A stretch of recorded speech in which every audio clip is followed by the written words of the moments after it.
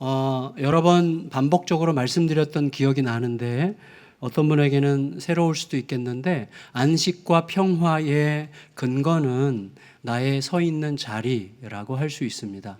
내가 어디에 서 있느냐와 기본적으로 연결되어 있는 거죠.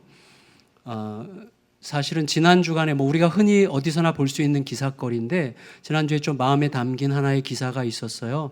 그래서 50대의 한 주부, 50대 여자분인데 한 10여 년 동안 요식업으로 식당을 몇 개 하면서 수십억 대 부자가 된 분인데, 그분이 강원도 정선에서 월세 50만 원짜리 쪽방에서 사는 신세가 되기까지는 1년이 채 안 걸렸다는 이제 기사를 제가 봤어요. 그러면서 이제 생각을 하게 됐습니다. 이유는 일단 자리에서 벗어났기 때문이죠. 성실하고 열심히 땀 흘리는 경영자의 자리를 벗어나서 강원랜드 카지노 앞에 자리를 펼쳤기 때문에 이제 그런 일이 생긴 것이지만, 그보다 더 근본적으로 이 자매가 그렇게 반응하게 된, 다시 말하면 시간 여유 있고 돈 여유 있을 때 그런 방식으로 반응할 수밖에 없게 만든 마음의 자리가 있는 거죠. 다시 말하면 그분의 인생 가운데 창조자와 함께 있는 자신의 자리가 어디인지를 몰랐기 때문이죠. 다르게 말하면 창조자와 함께 있는 자신의 자리가 없었기 때문에 그런 문제가 생긴 거죠. 그래서 자기 자리가 어디인지를 보여줄 수 있는 분이 계시지 않으면 우리는 절대로 내 자리가 어디인지를 모르게 돼요. 그래서 내가 자신감이 있기 때문에 내가 있는 그곳이 곧 내가 있어야 될 자리라고 착각하게 되는 경향이 있는 거죠. 근데 사실은 그분뿐만 아닐 거예요. 우리 중에도 돈이나 이렇게 시간이 남아 돌면, 어떤 분은 돈은 여유가 있지만 시간이 없다든지, 어떤 사람은 시간은 많은데 돈이 없다든지, 좀 안타깝죠. 어떤 사람은 돈도 없고 시간도 없을 수 있고, 돈도 많고 시간도 많을 수 있겠는데, 우리 중에 돈도 많고 시간도 많은 이런 상황이 거의 이제 있을 가능성이 별로 없겠지만, 그래도 있다면 제 생각에는 우리 중에도 강원랜드 주변을 얼쩡거리게 될 분들이 많지 않을까? 그런 생각이 들어요. 네. 하병용 교장 선생님은 절대 그러실 분이 아닐 거라고 보이지만 또 혹시 모르죠. 사람을 누가 알겠어요. 그죠? 아멘? 아멘이래. 근데 여러분, 사실은 어떻게 보면 저를 제가 생각해보면 말할 것도 없는 것 같아요. 저는. 여러분이 느끼실 거겠지만, 제가 목사가 아니었다면 저는 정말 난감한 인생이었을 가능성이 90% 이상인 것 같아요. 제가 늘 제가 제 속에 어떤 위험함을 늘 느끼거든요. 근데 좀 역설적이게도 강원랜드라고 하는 그 공간은 얼마나 아름답고 설레이는 공간입니까? 정말 잘 꾸며지고 강원도 정선의 아름다운 곳에 정말 멋지게 해서 설레이는 공간이란 말이죠. 그런데 그 아름다움과 설레임이 인생들을 매우 합법적으로 황폐화시키고 있어요. 더 무서운 건 뭐죠? 그럼에도 불구하고 발걸음이 끊어지지 않는다는 거죠. 그게 세상이에요. 세상. 여러분, 가정이라고 하는 곳은요, 가장 안전하고 아름다운 곳이지만 순식간에 지옥이 되잖아요. 누군가가 자리를 조금만 벗어나면 그 가장 아름답고 가장 안전한 그곳이 순식간에 지옥이 돼요. 그래서 이 집안에서 벗어나는 것만 꿈이 되는 그런 경우가 된단 말이죠. 그게 세상이에요. 여러분, 우리의 이웃이라고 하는 존재는 얼마나 정겹습니까? 그렇지만 조금만 자리가 틀어지면 순식간에 원수가 되는 거죠. 세상은 정말 아름다워요. 눈부시게 아름다워요. 그렇지만 동시에 저주스럽고 비참하죠. 그래서 이 아름답고 설레이는 그 안에 저주와 비참함이 있는 게 세상의 영원한 모순이에요. 이 영원한 역사의 모순이 어디서부터 시작됐는지 우리가 알고 있고요. 오늘 우리는 그 이야기로 들어가려고 합니다. 눈부시게 아름다운 에덴 동산에 파고들어온 이 저주스러운 비참함. 도대체 그 실체, 내막이 뭔지를 우리가 함께 들여다보려고 하는 것입니다. 1절을 읽어보면, 그런데 뱀은 이렇게 시작하죠. 1절을 한번 읽어볼까? 1절에 보면 1절 상반절만 읽겠습니다. 시작. 그런데 뱀은 여호와 하나님이 지으신 들짐승 중에 가장 간교하니라 그랬어요. 여러분 보세요. 그런데 뱀은이라고 얘기했으니까 앞의 상황으로부터 뭔가 전환이 생긴 거죠. 앞의 상황은 뭐예요? 아담과 하와, 최초의 남자와 최초의 여자가 만들어졌는데 서로가 서로에게서 자신의 일부 혹은 자신의 전부를 들여다볼 수 있게 되면서 서로 완전히 연합된 어떤 존재임을 확인하는 기쁨이 막 솟아올랐죠. 그 기쁨으로 환희에 찬 노래를 불렀죠. 그리고 나서 그 연합이 있었는데 그 연합의 증거로 뭐예요? 서로의 육체와 서로의 내면을 아주 훤히 들여다보면서도 결코 부끄러워하지 않는 그런 연합이었죠. 그래서 우리 안에서 연합이라는 건 뭐예요? 누군가는 여기에서 막 숨기고 싶어 하고 누군가는 누가 알까봐 막 숨기고 싶어 하는 공동체를 우리가 조장하고 있다면, 왜냐하면 여기서 막 자랑할 게 있는 사람들만 막 큰 소리 치고 그렇지 않은 분들 이렇게 숨죽여 살아야 되는 그런 교회는 사실은 연합된 공동체도 아니고 바람직한 교회도 아니고 교회가 아닐지도 모르죠.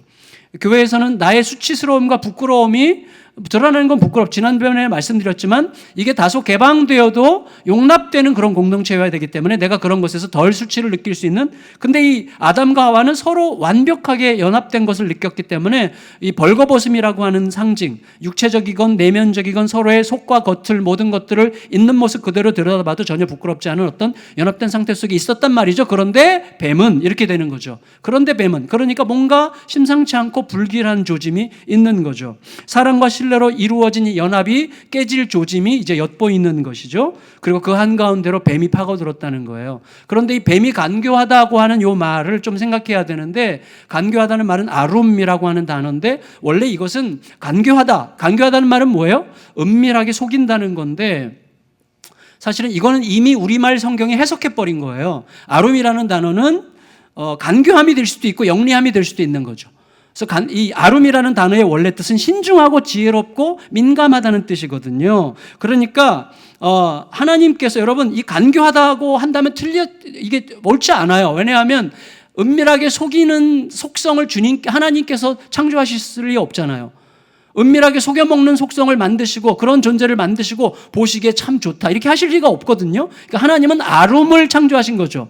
민감하고 지혜롭고 신중한 어떤 성향을 만드셨는데 중요한 건 뭐냐면 그것은 누구를 돕고 섬길 가능성이기도 하지만 동시에 누구를 등쳐먹을 가능성이기도 하죠. 신중하게 등쳐먹고 지혜롭게 등쳐먹고 민감하게 등쳐먹을 수 있는 거죠. 그러니까 신중하고 지혜롭고 민감하다는 것은 선하게 누구를 섬기는 속성이 될 수도 있지만 누군가를 아주 교묘하게 속일 수도 있는 속성이 될 수도 있는 것 아니겠어요?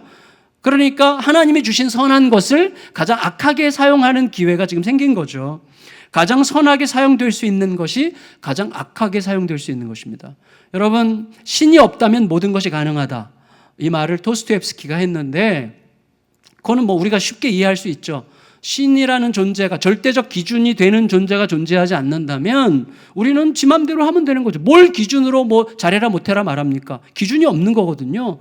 뭘 기준으로 양심적으로 살라고 얘기를 해요. 그냥 내가 살고 먹고 누리는 게 전부라면 내가 누군가를 사람을 마음껏 해쳐서라도 내가 누리면 되는 거죠. 그러니까 신이 없다면 모든 게 가능하다는 말은 맞는 말이에요. 누구나 이해할 수 있는 거예요. 그런데 사람들은 놀랍게도 신이 없다고 얘기하면서도 너 일을 잘해야 돼 이렇게 말하는 거죠. 근거가 없는 거예요, 사실은. 신이 없다면. 그런데 여러분, 중요한 건 뭐냐면 이 말을 이제 지색이라고 하는 유고슬라비아 철학자는 반대로 얘기했어요. 신이 있다면 모든 것이 가능하다. 무슨 말인가 하면 역사 속에서 신이 있기 때문에 신의 이름으로 어마어마한 불법과 불의와 잔인함이 저질러진 거죠. 신의 이름으로. 여러분, 세르비아, 보스니아 그 사태에서 다 신의 이름으로 해요. 신의 이름으로 얼마나 많이 여자들을 겁탈하고 학살하고 잔인하게 죽이고 어린애들을 그렇게 학대했습니까? 신의 이름으로. 신이 있다면 모든 것이 가능하다. 제가 말씀드리려고 하는 게 뭐냐면 신이 없다면 모든 것이 가능하다가 사실은 신이 있다면 모든 것이 가능하다도 될 수 있는 거죠. 그러니까 우리의 핵심은 신이 있다면 없다면이 아니라 우리의 욕망이 그 모든 것들을 악하게 만들 수 있는 능력이라는 것이죠. 그러니까 여러분, 따라서 뱀은 하나님이 지으신 들짐승 중에 가장 아룸했지만, 가장 지혜롭고 민감하고 신중했지만 그 아룸이 어둠의 권세에게 미혹당하는 순간 에덴을 무너뜨리는 피 묻은 칼이 된 거죠. 그래서 이 배경에 이제 어둠의 권세가 있는데 이 어둠의 권세가 처음부터 표적으로 삼은 대상은 아담과 하와였죠. 그래서 이 뱀이 이제 여자에게 이렇게 도발하는 거예요. 1절 후반절 같이 한번 읽어보겠습니다. 3장 뱀이 여자에게 거기 시작.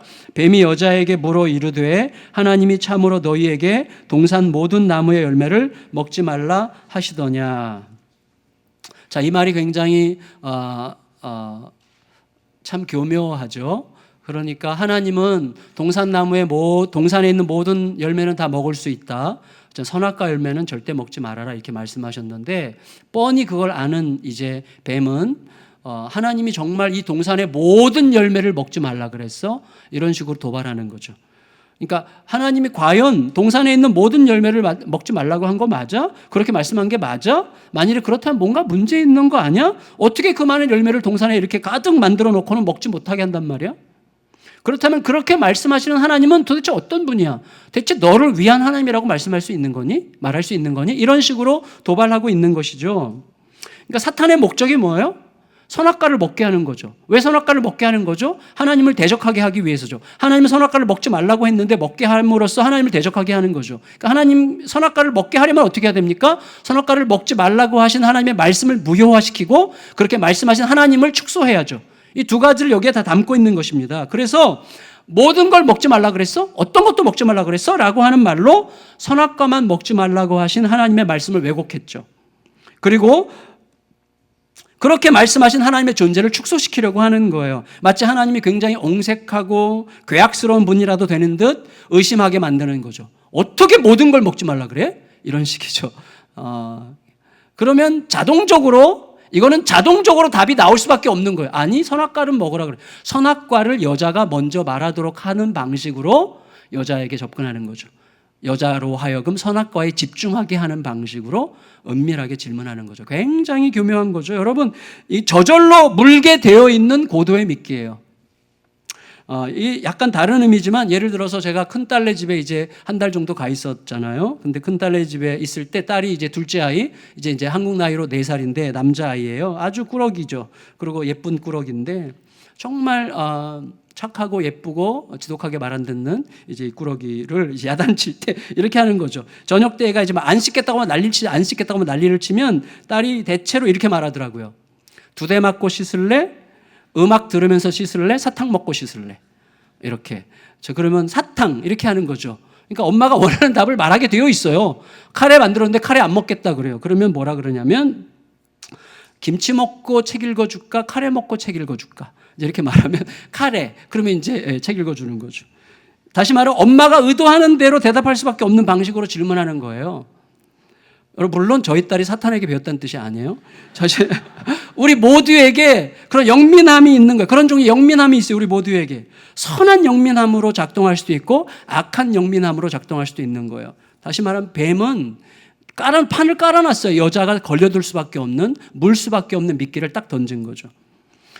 여러분 뱀의 말을 듣는 순간 이게 쉽지 않을 건데 우리가 지금 제가 정말 내 자신에게 여러분 모두에게 굉장히 깊은 마음으로 호소하고 싶은 거예요. 이게 굉장히 중요한 것 중에 하나인데 뭐냐면 뱀의 말을 듣는 순간 여자가 뱀에게 대답하기 전에 먼저 중요한 한 가지 점을 생각했어야만 했습니다. 그게 뭐냐면 무엇보다도 내 존재를 전인격적으로 내가 대화할 수 있는 대상은 뱀이 아니라 하나님이고 동시에 내 영혼의 파트너 남자여야만 한다는 것을 알았어야만 되는 거예요.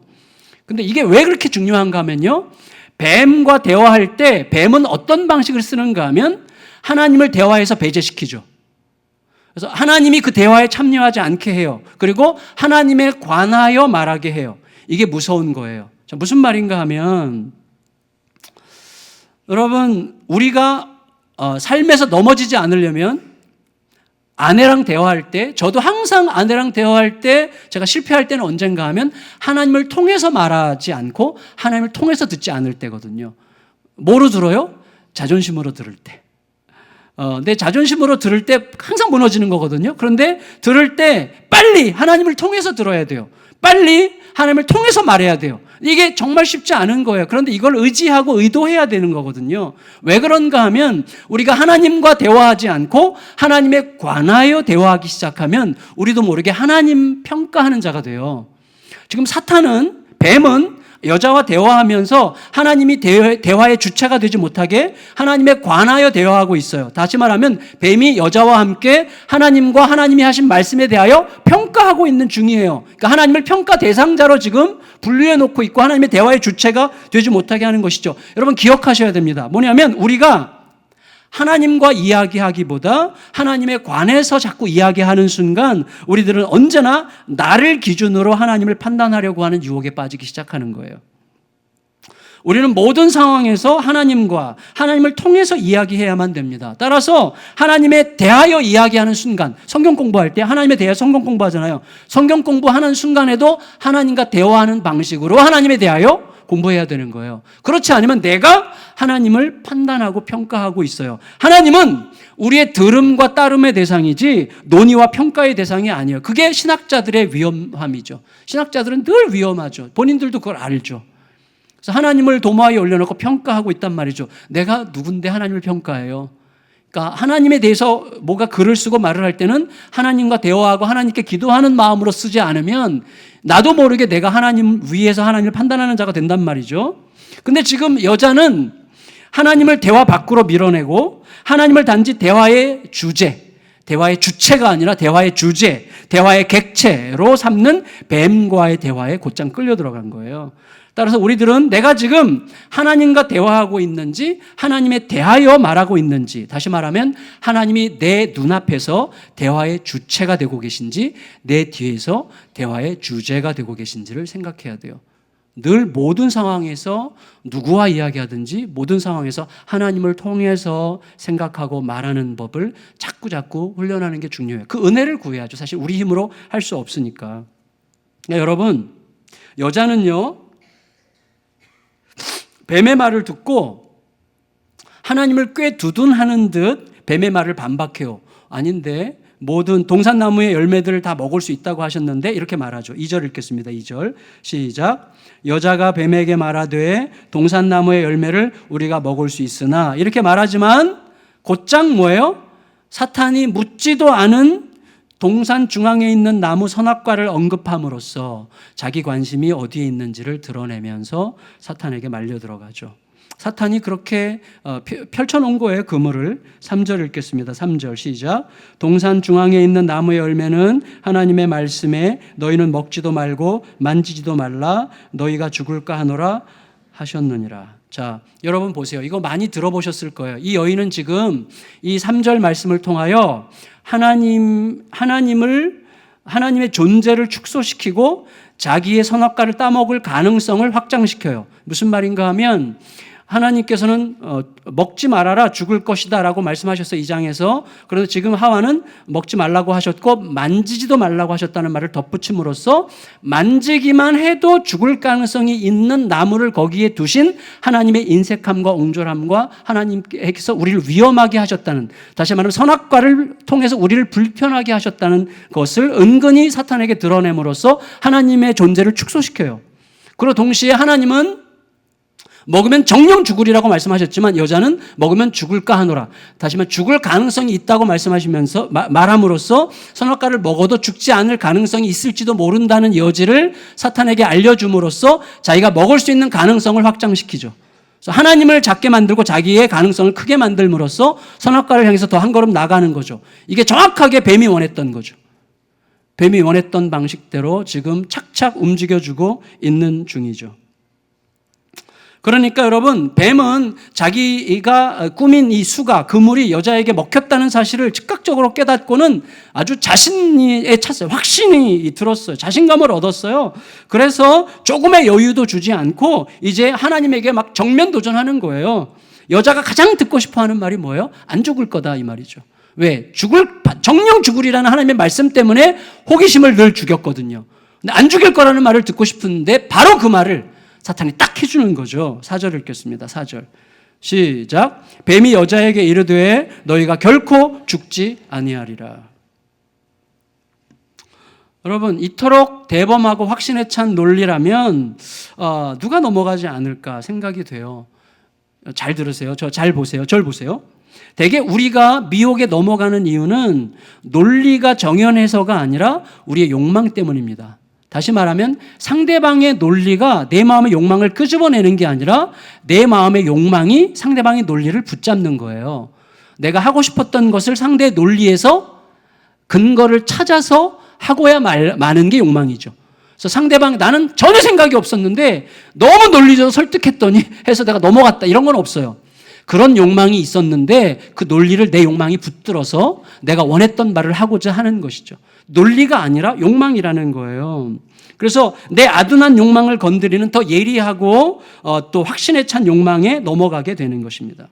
따라서 여러분, 우리들은요, 어쩔 수가 없어요. 아무리 내 밖에서 정말 확신에 찬 소리가 들린다고 해도 내게 이미 주신 하나님의 말씀, 창세기 2장 16절 선악과 먹지마, 정령 죽어, 그 원래 주신, 처음 주신 그 말씀을 끌어와서 그 말씀 앞에 서야지. 그렇지 않으면 내 밖에 있는 논리는 내 욕망이 적극적으로 초대하기 때문에 그냥 빨려 들어갈 수밖에 없는 것이죠. 여러분, 반드시 죽으리라고 하신 하나님의 말씀에 대해서 이렇게 사탄이 이렇게 대범하게 정면으로 반박하면서 하나님은 반드시 죽으리라 하신 하나님의 말씀을 정면으로 도발하면서 결코 죽지 아니하리라, 이런 식으로 말한 이유는 사탄이 자기의 말이 옳기 때문이 아니라 자기의 말을 듣고 흔들리는 여자에 대해서 확신했기 때문이죠. 우리가 사탄에게 힘을 불어넣어 주는 거죠. 그 근본에는 뭐가 있어요? 하나님에 대한 믿음의 흔들림이 있는 거죠. 믿음의 흔들림. 우리는 너무 연약하죠. 그래서 계속 하나님의 은혜에 의지해서 하나님의 은혜가 나를 그 믿음 안에 머물게 하시기를 계속 구해야 되고, 그 기준으로 하나님은 말씀을 주신 것입니다.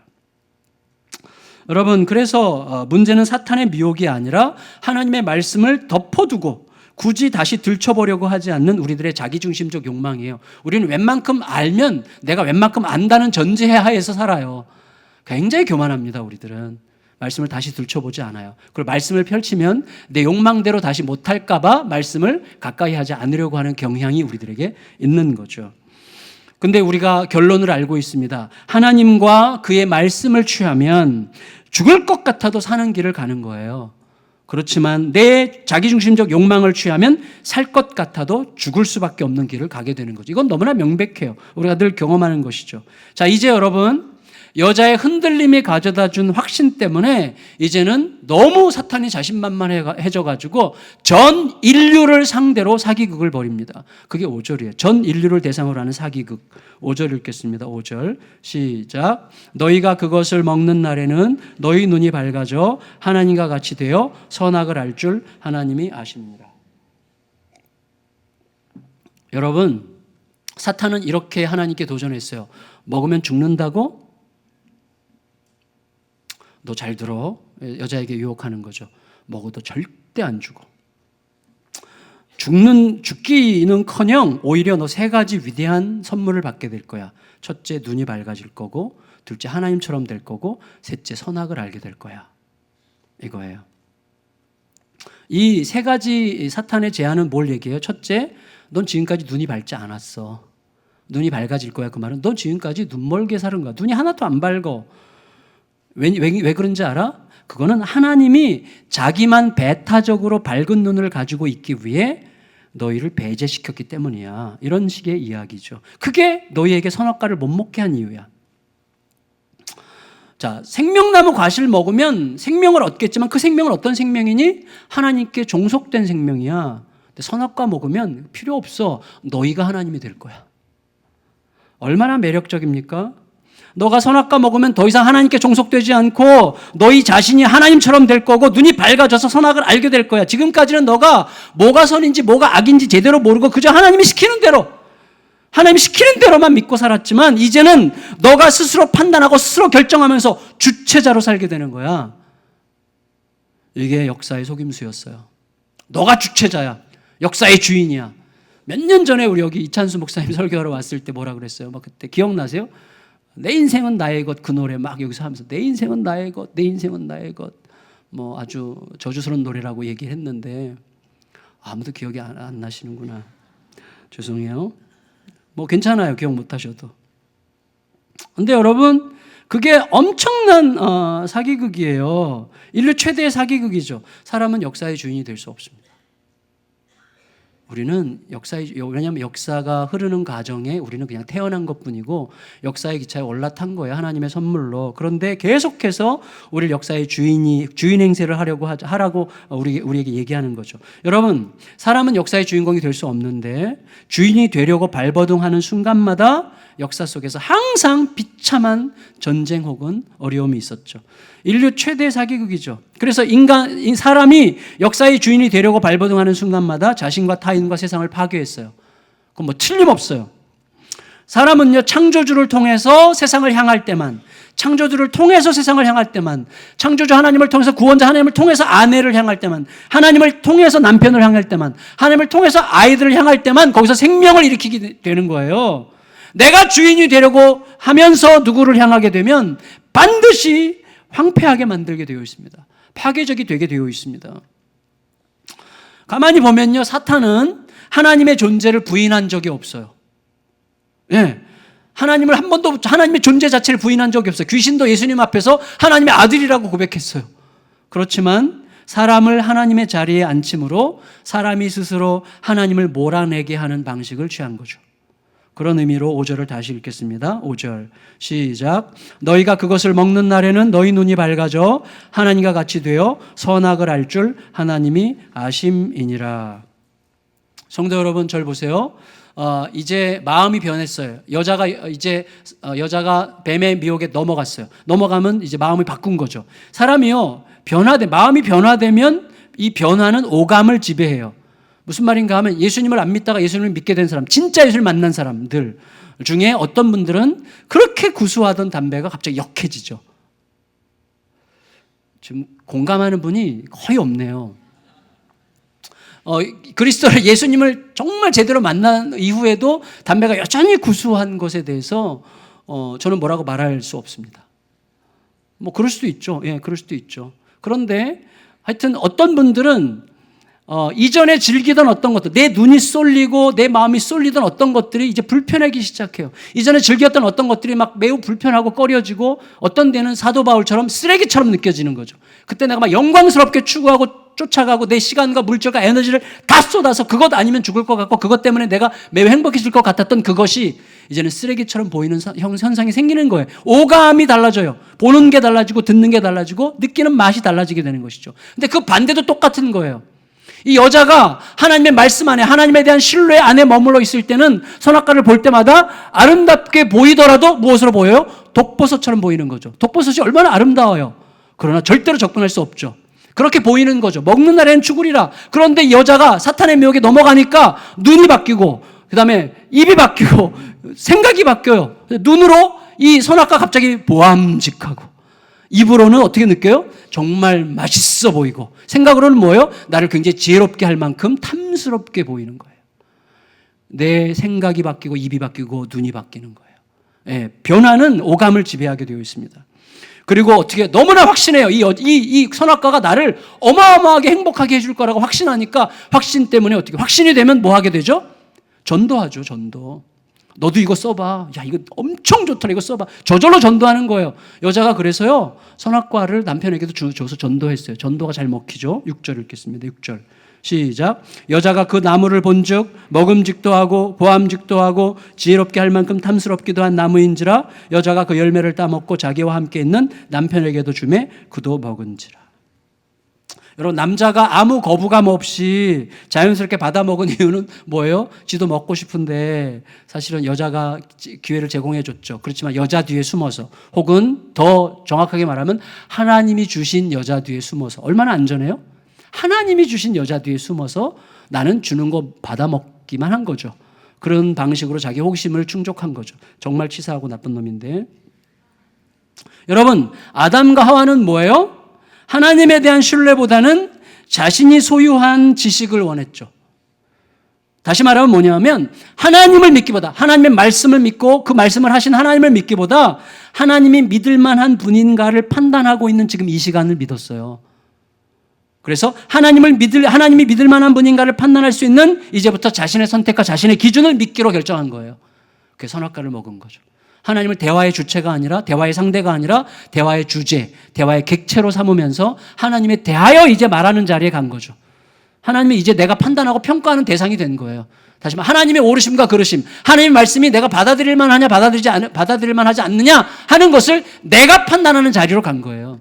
하나님의 머리 위로 간 거죠. 그게 선악과죠.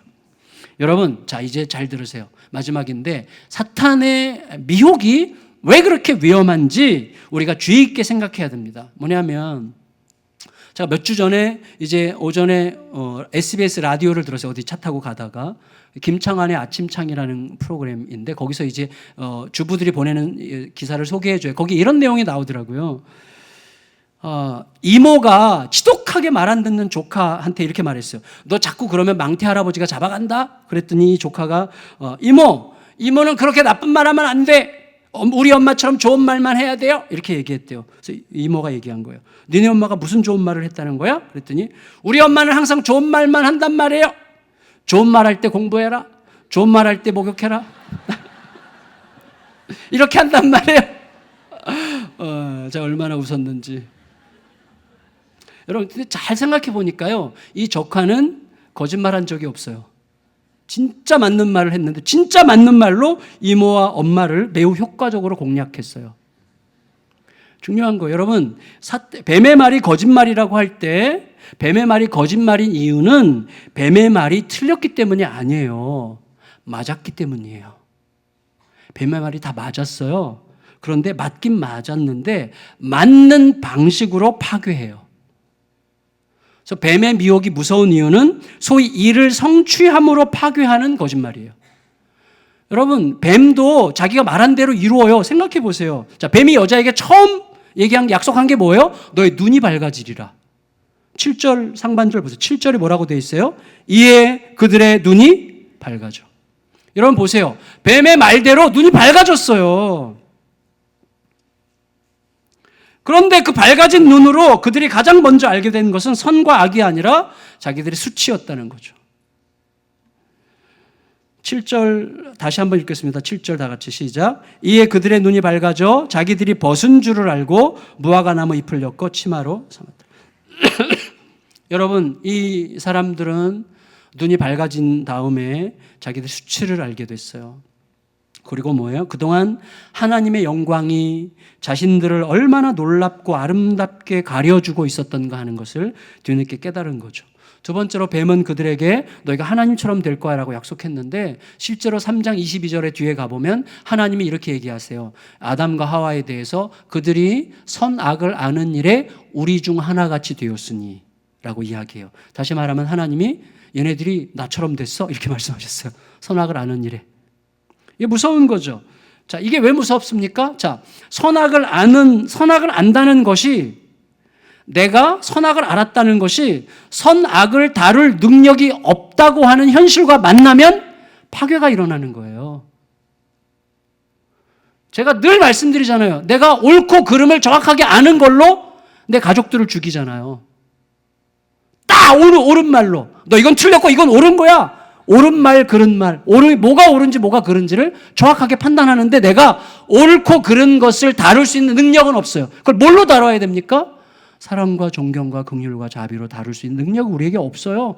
그러니까 여러분, 내가 선악을 알았다는 것이 선악을 다룰 능력이 없다고 하는 나의 현실과 만나게 되면 파괴적이 되는 거예요. 그게 세상이죠. 그래서 아까 말한 것처럼 신이 있다면 모든 것이 가능하다. 신의 이름으로 모든 악을 행하고 온갖 저주스러운 일들이 생길 수 있는 것이죠. 선을 알아도 선을 다룰 능력이 없어요, 우리들은. 그래서 하나님 앞에 엎드려야 되는 거예요. 우리가 피조물이라는 사실을 잊지 말아야 되는 거예요. 창조주 앞에 엎드려야만 되는 것이죠. 더 나아가서 뱀이 뭐라고 그랬어요? 너희가 결코 죽지 아니하리라. 아담과 하와가 선악 갖다 먹고 죽었습니까? 안 죽었어요. 수백 년 더 살았어요. 그렇지만 그들은 수백 년을 더 살았지만 죽은 채로 산 거죠. 생명의 근원이신 하나님으로부터 끊어졌잖아요. 에덴에서 추방됐잖아요. 그게 죽음이죠. 여러분, 부부가 함께 있다고 부부가 아니잖아요. 마음으로 서로 증오하고 미워하고 분노하면 그 부부가 아니잖아요. 부부됨이라는 것 자체가 없는 거잖아요. 살았지만 죽은 거죠. 그들은 실제로 죽은 거예요. 그렇지만 살아있는 방식으로 죽이는, 이게 사탄의 엄청나게 교묘한 미혹인 것이죠. 성도 여러분, 하나님을 신뢰하는 방식에서 우리가 하나님을 신뢰하는 자리에서 스스로 벗어나서 스스로 하나님이 되려고 하는 죄를 허용하게 될 때 우리가 수시로 허용할 수밖에 없는데, 그래서 계속 엎드려야 되는 거죠. 그 죄는 그 안에 강력한 힘이 있어요. 어떤 힘이죠? 때로 나로 하여금 그 죄를 따를 경우에 얻게 될 것으로 기대되는 기쁨과 이익을 줘요. 그 죄가.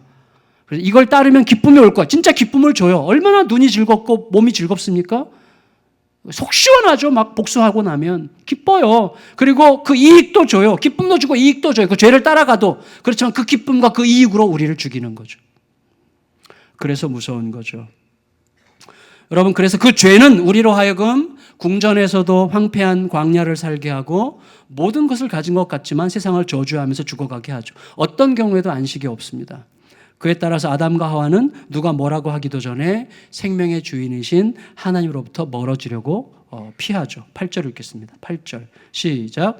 그들이 그날 바람이 불 때 동산에 거니시는 여호와 하나님의 소리를 듣고 아담과 그의 아내가 여호와 하나님의 낯을 피하여 동산나무 사이에 숨은지라.